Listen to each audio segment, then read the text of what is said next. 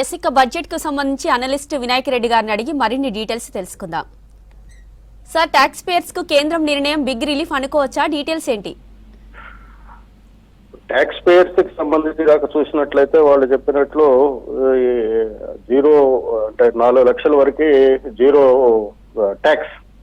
కానీ 4 లక్షల వరకు అంటే ఇప్పుడు దేశం లోపల కాక మీరు చూసినట్లయితే recruitment platform work India report ప్రకారము 57.63% మందికి కేవలం 20,000 మాత్రమే జీతాలు వస్తున్నాయి.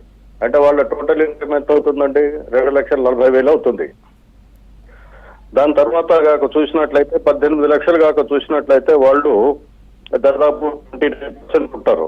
29% ఉంటే వాళ్ళకి ఎంత వస్తుందంటే 70,000 ఇన్కమ్ అంటే అదనం ఆదాయం మిగులుతుందని చెప్తుంది ఫైనాన్స్ మినిస్టర్. మీరు దాకా చూసినట్లయితే మార్కెట్ చూసినట్లయితే ఈ ఆహార పదార్థాలు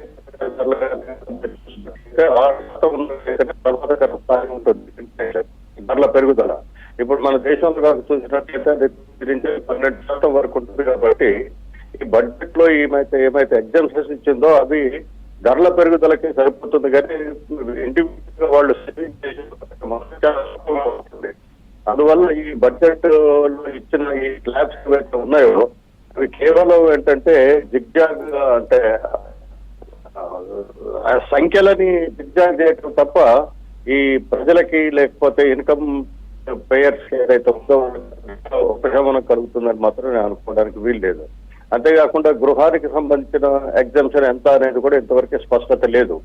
అంతేకాకుండా అగ్రికల్చర్ కనుక చూసినట్లయితే అగ్రికల్చర్ సెక్టర్ లో ఇప్పటి వరకు ఇచ్చిన ఏవైతే సబ్సిడీస్ ఉన్నాయో అవన్నీ కూడా ఈ దేశంలో ఉండే పెట్టుబడిదారులకు ఇచ్చే ఏదైతే ఉందో 36 లక్షల కోట్ల వాళ్ళకి రుణమాఫీ చేయటం జరిగింది. అందువల్ల ఏమవుతుందంటే ఆ విషయాలన్నీ పక్కన పెట్టి కేవలం ఈ బడ్జెట్ ని ఎప్పుడు కూడా జనరంజకంగా తయారు చేసి వదులుతున్నారు. కానీ వాళ్ళ నిజాలు వచ్చే ప్రయోజనం ఎంత అనేది మాత్రం ప్రజల్ని అడిగితే మాత్రం వాళ్ళు స్పష్టంగా చెప్పగలుగుతారు. ఈ నిపుణులు అనే వాళ్ళు టీవీలలో కూర్చొని చాలా ఆ అంకెల్ని చెప్తున్నారు. కానీ వాస్తవానికి జీవితం లోపల ప్రజల లోపల లేకపోతే మార్కెట్ లోపల జరిగే పరిణామాల్ని విశ్లేషిస్తే కానీ మనం కరెక్ట్ గా ఈ బడ్జెట్ యొక్క ప్రభావం ఉంటుందా లేదా అనేది చెప్పడానికి అవకాశం ఉంటుంది. సార్, ఇప్పుడు 12 లక్షల వరకు నో ట్యాక్స్ అని చెప్పారు కదా, మరి ఇది ఎంత మందికి లాభం చేకూర్చనుంది? 12 లక్షలు అంటే చూడండి, 12 లక్షల వరకు ఆదాయం ఉన్న వాళ్ళు ఇంకే చాలా తక్కువ.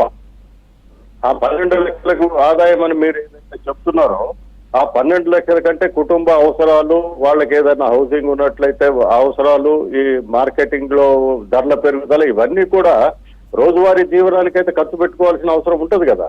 సాంఘిక అవసరాలు ఇవన్నీ కూడా పోయినట్లయితే వాళ్ళు 12 లక్షల్లో వాళ్ళు సేవ్ చేసుకోవాలి.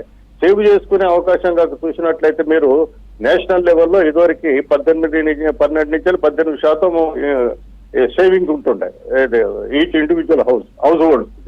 ఇప్పుడు అది ఏమవుతుంది, అది 6 నుంచి 7% తగ్గింది.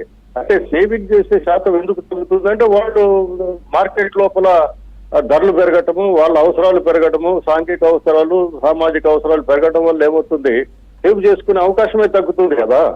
సేవ్ చేసుకునే అవకాశం తగ్గినప్పుడు ఈమె ఎట్లా మిగిలించుకోగలుగుతారు డబ్బులు?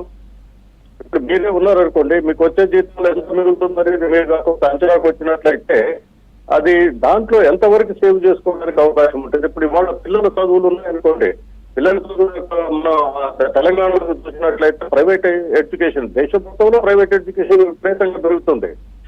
లక్షలు వేల కొద్ది ఫీజులు కడితే తప్ప పిల్లల్ని బడికి పంపించలేని పరిస్థితి ఉంటుంది.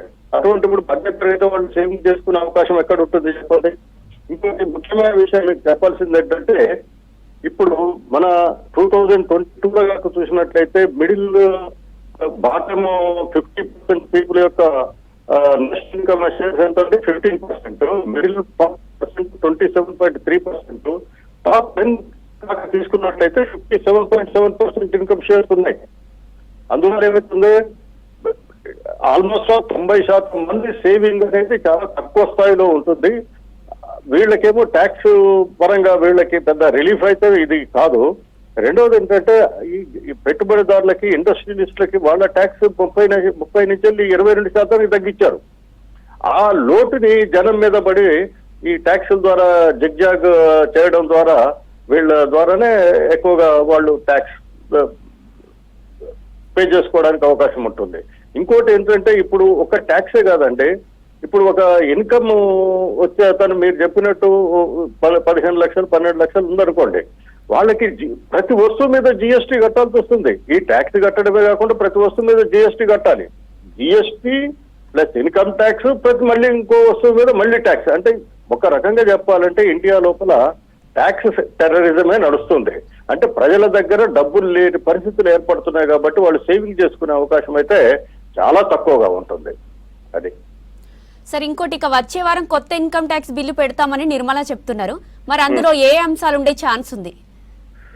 ఆమె ఇప్పుడు వీళ్ళు ఏ అంశాలు ఉన్నా కానీ ఇప్పుడు మీరు బ్రిటిష్ పీరియడ్ కానివ్వండి, లేకపోతే 1980s కానీ ఇప్పుడు కాక చూసినట్లయితే రోజు రోజుకి మధ్యతరగతి వాళ్ళ ఇన్కమ్ అయితే చాలా తక్కువ స్థాయిలో ఉంటుంది. వాళ్ళ ఇన్కమ్ వచ్చినప్పుడు వాళ్ళకి ఏమైనా ఊరట కల్పించే అవకాశం ఉంటుందా అంటే అది మాత్రం కొంతవరకు అంత ఊహించి అంటే ఫలితాలు ఇస్తుందని మాత్రం మేము అనుకోవట్లేదు. ఎందుకంటే వీళ్ళు ఎప్పుడు కూడా వీళ్ళు వచ్చిన అధికారానికి వచ్చిన దగ్గర నుంచి కూడా మిడిల్ క్లాస్ యొక్క ఇన్కమ్ రోజు రోజుకి తగ్గుతుంది, ధరలు పెరుగుతున్నాయి. అందువల్ల ఏమవుతుందో మిడిల్ క్లాస్ వాళ్ళు సేవ్ చేసుకునే అవకాశం చాలా తక్కువగా ఉంటుంది. అందువల్ల మరి ఆమె నెక్స్ట్ ఇచ్చే బడ్జెట్ అంటే నెక్స్ట్ దాంట్లో ఏమేమి ఇస్తుంది అనేది ఇప్పుడే ఊహించడం కొంచెం కష్టం. ఇంకోటి ఏంటంటే ఇప్పుడు మన ఇన్సూరెన్స్ దాంట్లో కూడా ఎఫ్డిఐ 100% అంటున్నారు. ఇప్పుడు విదేశాల మీద ఆధారపడ్డ ఎఫ్డిఐ ఫారిన్ డైరెక్ట్ ఇన్వెస్ట్మెంట్ వాళ్ళు ఎప్పుడైతే విత్డ్రా చేసుకుంటారో అప్పుడు దేశం లోపల విపరీతమైన ఆర్థిక సంక్షోభం వచ్చే అవకాశం ఉంటుంది. ఇప్పటికే మన దేశం లోపల గుర్తించుతున్నారో లేదో కానీ ఆర్థిక మాంద్యం వస్తుంది. జనం చేతుల్లో డబ్బులు లేవు, ధరలు పెరుగుతున్నాయి, కొనుగోలు శక్తి తగ్గుతుంది. అది వాళ్ళు చెప్తున్నదే కదా. నిన్న ఎకనామిక్ సర్వేలు కూడా అదే చెప్పారు కదా. గ్రామీణ ప్రాంతాలలో పట్టణ ప్రాంతాల్లో కూడా ఈ డిమాండ్ తగ్గుతుందంటే సప్లై లేక కాదు, డిమాండ్ అంటే ప్రజల దగ్గర డబ్బులు లేక డిమాండ్ లేదు.